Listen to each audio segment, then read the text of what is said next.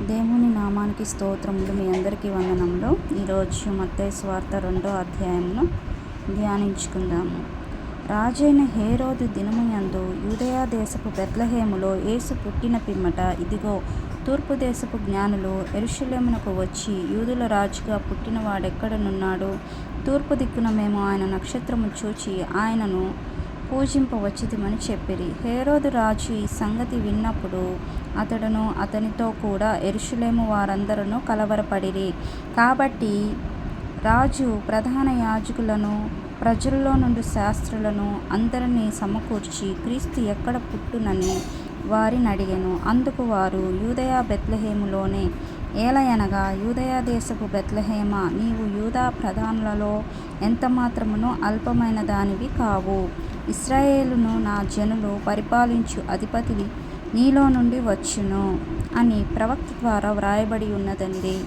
అంతటా హేరోదు ఆ జ్ఞానులను రహస్యముగా పిలిపించి, ఆ నక్షత్రము కనబడిన కాలము వారి చేత పరిష్కారముగా తెలుసుకొని, మీరు వెళ్ళి ఆ శిశువు విషయమై జాగ్రత్తగా విచారించి తెలుసుకొనగానే నేనును వచ్చి ఆయనను పూజించున్నట్లు నాకు వర్తమానము తెండని చెప్పి వారిని బెత్లెహేమునకు పంపెను. వారు రాజు మాట విని బయలుదేరి పోవుచుండగా, ఇదిగో, తూర్పు దేశపు వారు చూచి నక్షత్రము ఆ శిశువు ఉండిన చోటికి మీదుగా వచ్చి నిలుచు వరకు వారికి ముందుగా నడిచెను. వారు ఆ నక్షత్రమును చూచి అత్యానందభరితులై ఇంటిలోనికి వచ్చి తల్లి అయిన మరియను ఆ శిశువును చూచి సాగిలపడి ఆయనను పూజించి తమ పెట్టెలు విప్పి బంగారమును, సాంబ్రాణి బోళమును కానుకలుగా ఆయనకు సమర్పించిరి. తరువాత హేరోదు నొద్దకు వెళ్ళవద్దని స్వప్నమందు దేవుని చేత బోధింపబడిన వారు మరియొక మార్గమున తమ దేశమునకు తిరిగి వెళ్ళిరి. వారు వెళ్ళిన తరువాత, ఇదిగో, ప్రభుదూత స్వప్నమందు యోసేపుకు ప్రత్యక్షమై, హేరోదు ఆ శిశువును సంహరింపవలెనని ఆయనను వెదకబోచున్నాడు కనుక నీవు లేచి ఆ శిశువును ఆయన తల్లిని వెంట పెట్టుకొని ఐగుప్తునకు పారిపోయి నేను నీతో తెలియజెప్పు వరకు అక్కడనే ఉండమని అతనితో చెప్పెను. అప్పుడతడు లేచి రాత్రివేళ శిశువును తల్లిని తోడుకొని ఐగుప్తునకు వెళ్ళి, ఐగుప్తులో నుండి నా కుమారుని పిలిచి తిని అని ప్రవక్త ద్వారా ప్రభువు సెలవిచ్చిన మాట నెరవేర్చబడినట్లు హేరోదు మరణము వరకు అక్కడ నుండెను. ఆ జ్ఞానులు తన్ను అపహసించిరని హేరోదు గ్రహించి బహు ఆగ్రహము తెచ్చుకొని, తాను జ్ఞానుల వలన వివరముగా తెలుసుకొనిన కాలమును బట్టి బెత్లెహేములోను దాని సకల ప్రాంతములలోనూ 2 సంవత్సరములు మొదలుకొని తక్కువ వయస్సు గల మగపిల్లలందరినీ వధించెను. అందువలన రామాలో అంగలార్పు వినబడెను, ఏడ్పును, మహారోదన ధ్వనియు కలిగెను.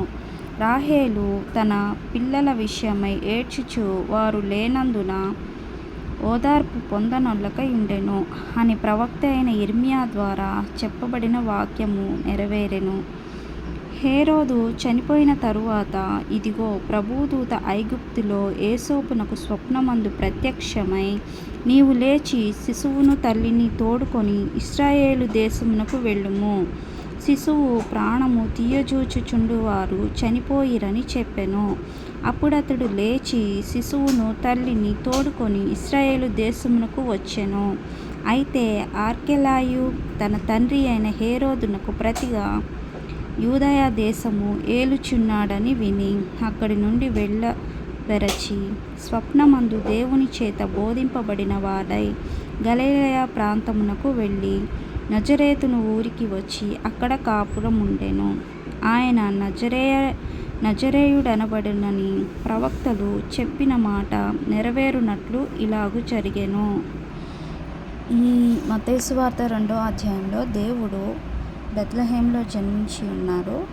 కాగా ఆ హేరోదు రాజు దేవుని సంహరించవాలనని జ్ఞానుల చేత, శాస్త్రుల చేత అనేకమైన అనేకమైనవి పన్నాగాలు పన్ని అవి జయించలేకపోయాడు.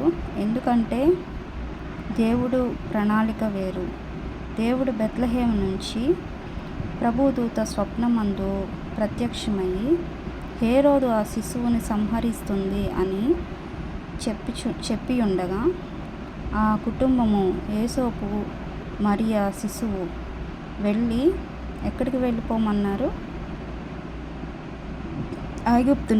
ఐగుప్తునకు వెళ్ళిపోమన్నారు, పారిపోమన్నారు. ఎవరు? స్వప్నమందు దేవదూత యేసోపుకు ప్రత్యక్షమై వెళ్ళిపోమని చెప్పి ఉన్నది. అప్పుడు అక్కడ కొన్ని రోజులు ఉండి తర్వాత ఆ హేరోదు మరణించాడని తెలుసుకున్నాక ప్రభుదూత చెప్పే వరకు అక్కడే ఉండమన్నారు. తర్వాత ప్రభుదూత మళ్ళీ స్వప్నమందు యేసోపుకు కనిపించి ఇలాగా మాట్లాడింది. ఏమని? దేవుని చంపాలి అనుకున్న వాడిని ఆయన చనిపోయాడు. మీరు అప్పుడు అతను హేరోదు చనిపోయాడని స్వప్నమందు మళ్ళీ యేసోపుతో దేవదూత చెప్పి ఉండగా వాళ్ళు అక్కడ నుంచి బయలుదేరి మళ్ళీ ఇక్కడ గలిలయ ప్రాంతంలోకి వెళ్ళారు. ఎందుకంటే ఇక్కడ ఆర్కెలాయు తన తండ్రి అయిన హేరోదునకు ప్రతిగా యూదయ దేశమును ఏలుచున్నాడు. ఎవరు? ఆర్కెలాయు. కాబట్టి దేవుని చేత బోధింపబడిన వాడే గలిలయ ప్రాంతమునకు వెళ్ళి అక్కడ కాపురం ఉన్నారు. ఎక్కడ? నజరేతులో. కాబట్టి దేవుడు ఆయనను నజరేయుడు అనబడిన ప్రవక్తలు చెప్పిన మాట నెరవేరునట్లు ఇలా జరిగిందని మత్తయి సువార్త 2వ అధ్యాయంలో మనము చదువుకొంచున్నాము. కాబట్టి 2వ అధ్యాయము ఎంతగానో గొప్పది. ఎందుకంటే దేవుడు మన పాపముల నిమిత్తము ఆయన జన్మించి ఉన్నాడు. మనము ఆయన జన్మ విధము ఎట్టిదని ఆయన జన్మము చూడగా యూదయ దేశపు బెత్లెహేమా, నీవు యూదా ప్రధానులతో ఎంతమాత్రము అల్పమైన దానివి కావు. ఇశ్రాయేలును నా ప్రజలను పరిపాలించు అధిపతి నీలో నుండి వచ్చును అని ప్రవక్త ద్వారా వ్రాయబడి ఉంది. కాబట్టి మన యేసు ప్రభువు చిన్నతనంలోనే రాజు సంహరించాలని చూశాడు. కానీ దేవుడు ఆయన్ని కాపాడాడు. సమస్తమును ఆయన ఆజ్ఞ ప్రకారము జరగాలి కాబట్టి ఆయన ఆ మరణము నుంచి తప్పించబడ్డాడు. ఇదేనండి మత్తయి సువార్త 2వ అధ్యాయము. చిన్న ప్రార్థన చేసుకున్నాము. పరిశుద్ధుడా, ప్రేమ కలిగిన దేవా, నీ బంగారు పాదాలకి స్తోత్రములు చెల్లిస్తున్నాను తండ్రి. దేవా అయ్యా నాయన, ఈ సమయం నాయన నిన్ను స్తుతించుకునే కృపనిచ్చినందుకు స్తోత్రములు తండ్రి.